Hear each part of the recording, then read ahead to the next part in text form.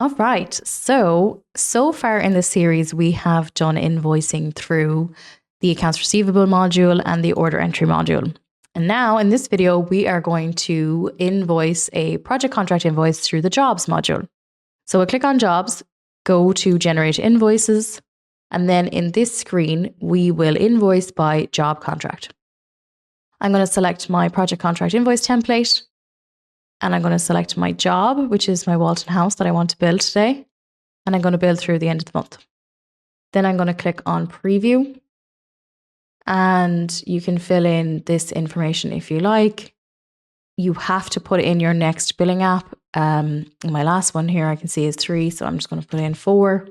And down on my job contract lines, yours might say project contract lines is where you put in your actual billing for the month. So I'm going to scroll across to my completed this period and I'm going to bill 20K on this line item and I'm going to bill 100K on this line item and I'm going to bill 100K on this one.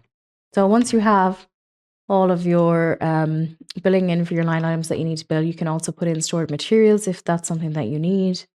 Scroll over and I am billing this period $220,000 and my retainage this period is 22. It's automatically holding my 10%.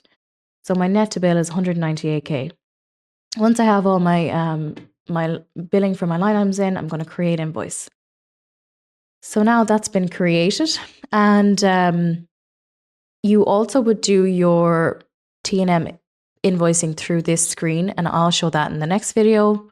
As always, like and subscribe.